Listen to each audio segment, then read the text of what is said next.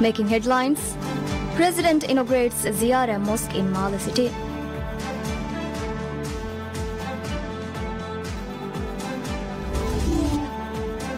Abdullah Muhammad Khatim Al-Khayyat from Kuwait achieves the first place in the first ever international Quran competition held in Maldives.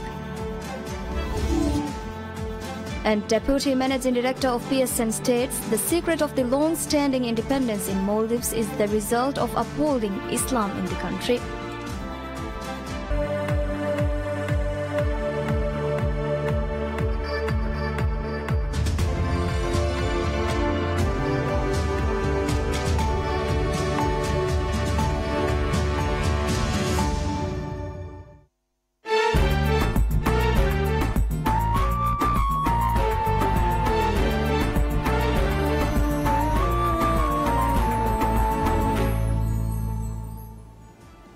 Hello and welcome to PSM News in English with me, Mariam Shawshat.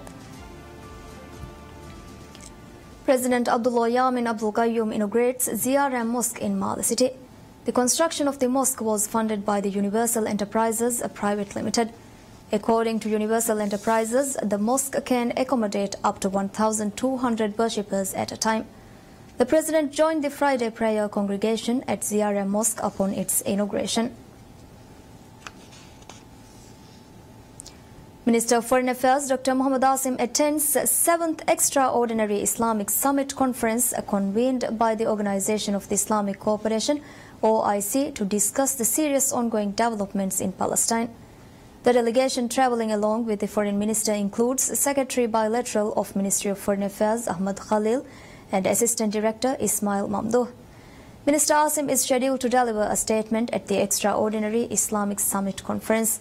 The 7th Extraordinary Summit Conference is being convened on the invitation of President of Turkey, who is the chair of the 13th Summit Conference of the OIC in response to the grave developments in the state of Palestine as a result of the ongoing Israeli brutal aggression against the Palestinian people and the inauguration of the U.S. Embassy in Jerusalem. Abdullah Muhammad Khatim Al-Khayyat from Kuwait achieves a first place in the first ever international Quran competition held in Maldives. The certificate and plaque was presented to the first place of the competition by President Abdullah Yamin Abdul Qayyum. The first place of the competition was given $30,000 as a gift from the state. Second place of the competition was the participant from Turkey, Hamid Afshar Karja, while the third place was won by the participant representing Maldives, Ashraq Nazir. The state presented $15,000 and $5,000 to second and third place respectively. During the ceremony, certificate of appreciation were presented to the judges and all participants of the competition. Al-Nur Al-Mubin Quran competition is a collaboration of the Center for the Holy Quran, Ministry of Islamic Affairs and Public Service Media. The competition was held under the patronage of President Yamin. Along with Maldives, Sudan, Turkey, Saudi Arabia, Pakistan, Malaysia, Kuwait, Egypt and Bangladesh participated in the competition. Judges at the competition were from 5 different countries: Sudan, Pakistan, Malaysia, Yemen and Maldives. Deputy Managing Director of Public Service Media PSM Muhammad Ikram Abdul Latif states the secret of the long-standing independence in Maldives is the result of upholding Islamic values and principles in the country. Speaking at the awarding ceremony of the first ever international Quran competition Al-Nur Al-Mubin held in Maldives, Deputy Managing Director of PSM Muhammad Ikram Abdul Latif highlighted the priority given by President Abdullah Yamin Abdul Qayyum to widen the Islamic religion in Maldives. Noting that several religious scholars have made visits to Maldives in the past half-decade, Deputy Managing Director Ikram said the number of visits by religious scholars increased within the past 5 years. Moreover, Ikram mentioned the numerous works and institutions established in Maldives to provide Islamic education, which results in the peace in the country. Continuing on, Ikram stated participation in international Quran competitions increased during the past couple of years. Ikram revealed the international competition will be held next year during Ramadan, adding preparations are now underway and the competition will be open for women as well.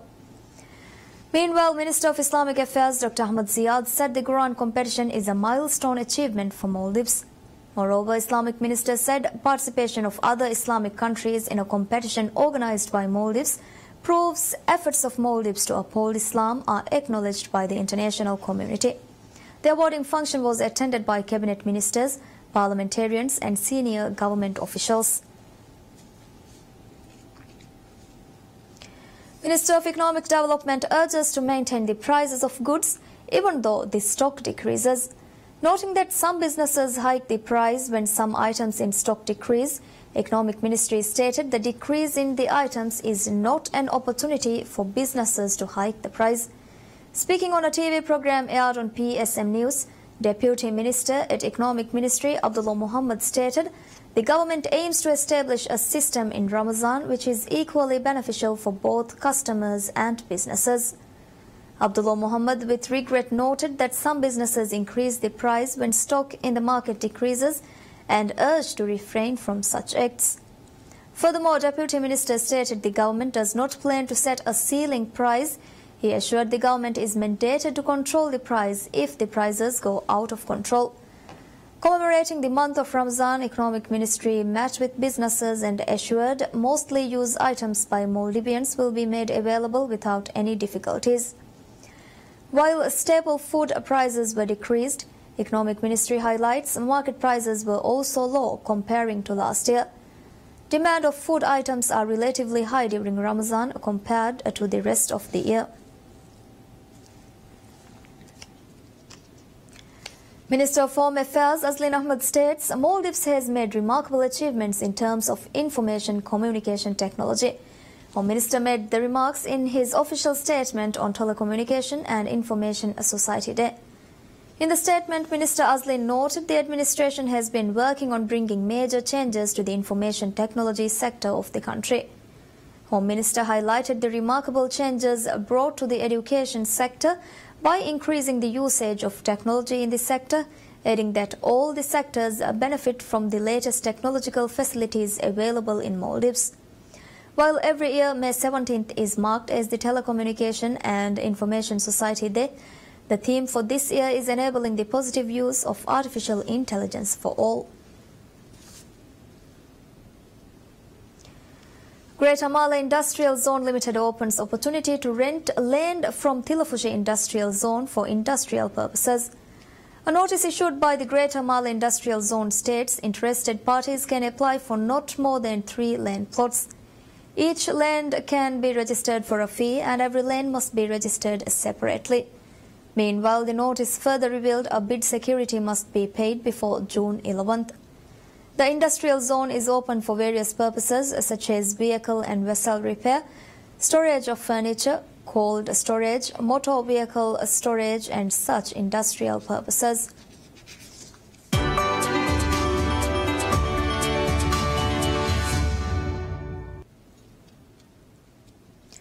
The US and China launched a second round of trade talks to try to avert a damaging tariff war, with Donald Trump administration demanding a $200 billion cut in China's US trade surplus and greater protections for intellectual property. US President Donald Trump has threatened to impose up to $150 billion in punitive tariffs to combat what he says is Beijing's misappropriation of US technology through joint venture requirements and other policies. Beijing has threatened equal retaliation, including tariffs on some of its largest US imports, including aircraft, soybeans and autos. As talks in Beijing 2 weeks ago, both sides presented lengthy lists of demands, agreeing only to keep talking. The Trump administration sought a $200 billion reduction in China's $375 billion and end to joint venture requirements that it says coerce technology transfers from American companies, and an end to subsidies for advanced technology industries under the Made in China 2025 program. China demanded that Trump relax crushing restrictions imposed on Chinese telecommunications equipment maker ZTE Corp and end restrictions on Chinese investments in the United States and sales of high-technology goods to China. Trump wrote on Twitter he would help put ZTE back in business after a Commerce Department ban cut off its supply of US components, forcing it to suspend operations. In tweets on Wednesday, Trump linked ZTE's situation to a larger trade deal and said that Beijing has much to give Washington on trade, denying suggestions his administration was folding in negotiations with China.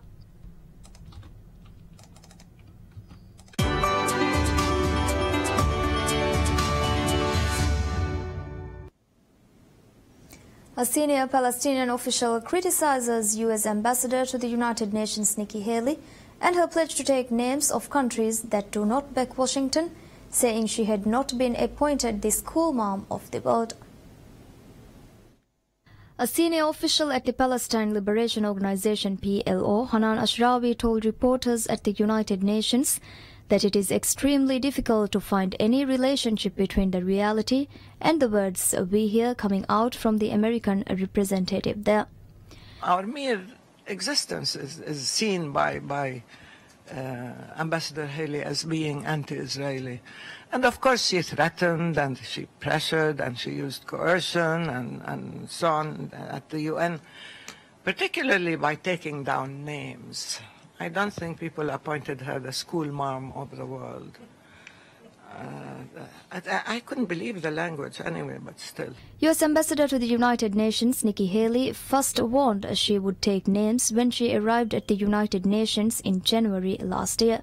She reiterated it ahead of a United Nations General Assembly vote in December, when more than 120 countries voted for a resolution calling for the U.S. to drop its recognition of Jerusalem as Israel's capital. The U.S. mission to the United Nations did not immediately respond to a request for comment on Ashrawi's remarks. The Palestinian Health Ministry said as the U.S. opened its new embassy in contested Jerusalem, dozens of Palestinians were killed in gunfire and tear gas from Israeli troops on the Gaza-Israel border. The United Nations Security Council met over the violence.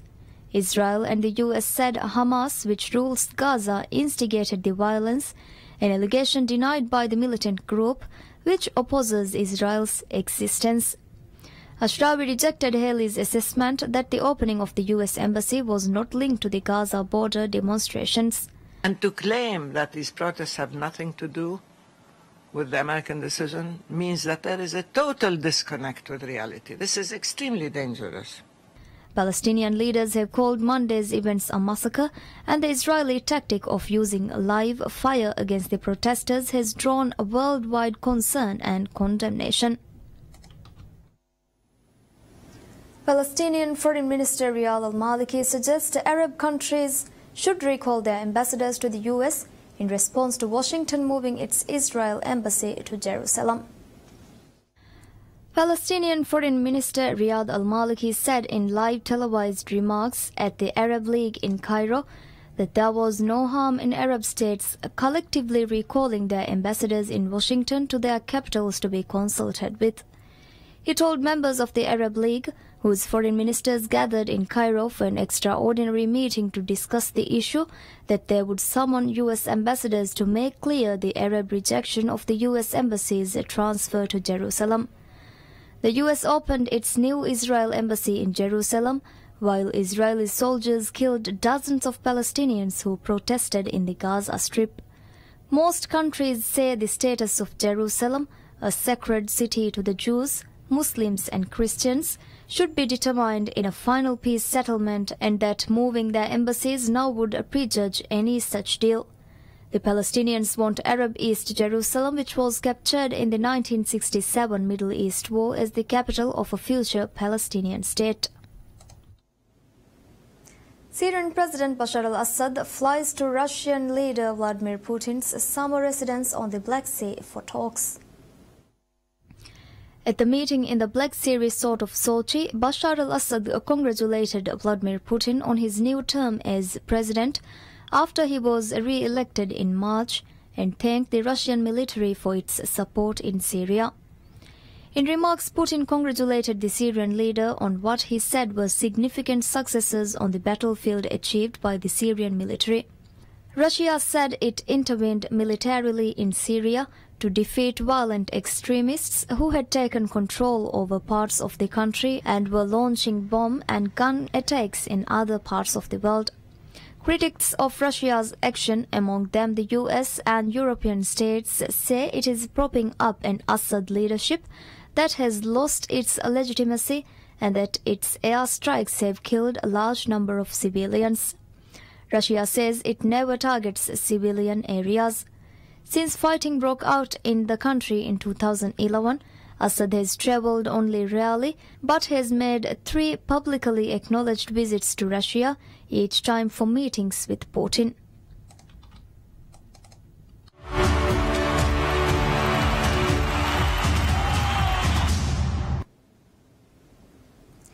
Nearly half of Portugal's triumphant Euro 2016 winning squad will miss the World Cup after Portugal coach Fernando Santos made what he said were some difficult choices in naming his final 23 for Russia. Centre forward Ida, who scored the winning goal in the Euro 2016 final against France, was among 10 players from the squad who were omitted from the list finalised by Portugal coach Fernando Santos. Other unlucky players included midfielders André Gomes and Renato Sanchez, forward Nani and defender Eliseu. Portugal's all-time leading scorer and most capped player Cristiano Ronaldo headed the list for the European champions, who face Spain, Morocco and Iran in a tricky first-round group. Other stalwarts included goalkeeper Rui Patricio, central defenders Pepe and Bruno Alves, midfielders William Carvalho and João Moutinho, and flamboyant forward Ricardo Quaresma.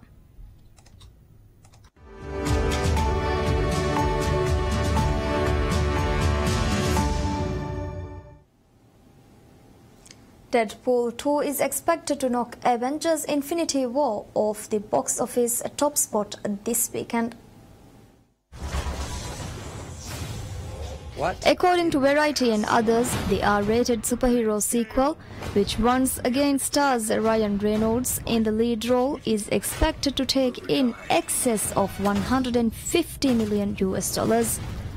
The previous Deadpool movie opened with a record-breaking $132.4 million in 2016. Cue the music.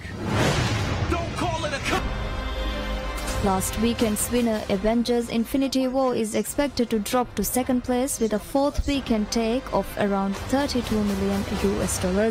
Let's talk about this plan of yours. I think it's good, except... Meanwhile, Life of the Party taking third place and around $9 million in its sophomore frame. Know where that's been. Oh God, it's full of hair. Come on, let me at it. Everybody remembers their first... Newcomer released a Book Club, which is a romantic dramedy that boasts an ensemble cast that includes Jane Fonda and Diane Keaton, as well as Candice Bergen, is expected to take third place with around $8 million. Mom, you need to be a... Holdover home invasion thriller Breaking In comes in fifth place, bringing in $8 million. She's smart. But we have her kids. The week's only other new wide release is family comedy show Dogs, which is expected to bring in box office receipts in the region of $7 million.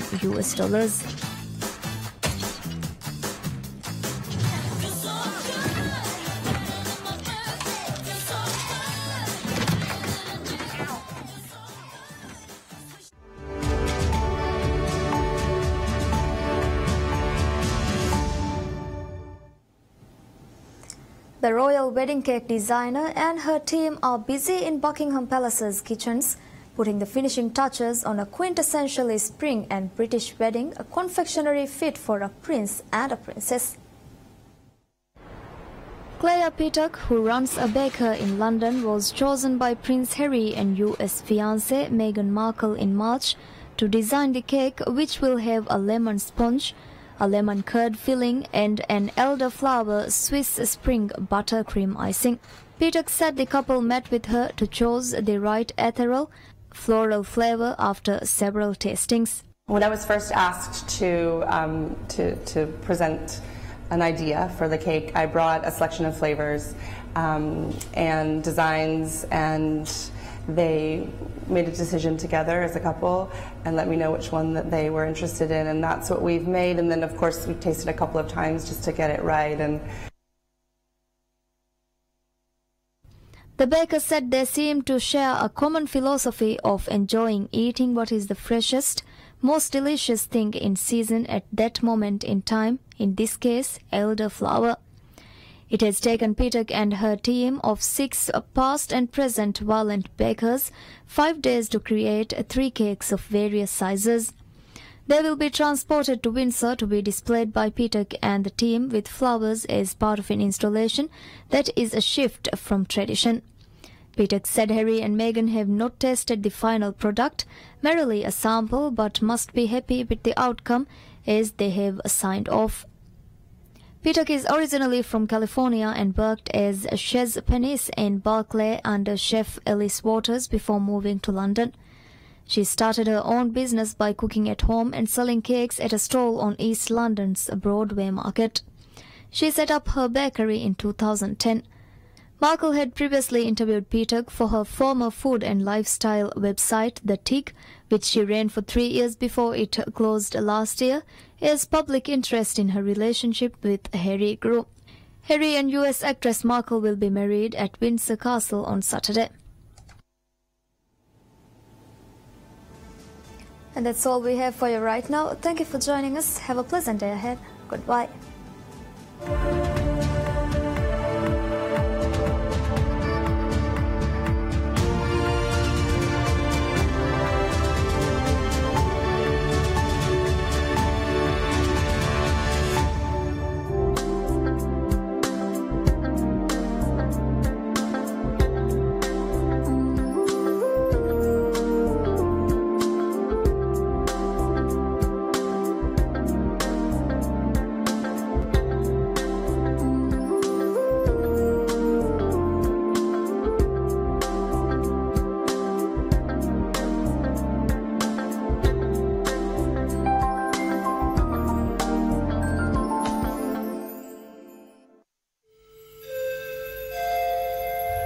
Nafsuhelam wala deshe annaniramam kareem ghaflatavaki kolla deshe annaniramam kareem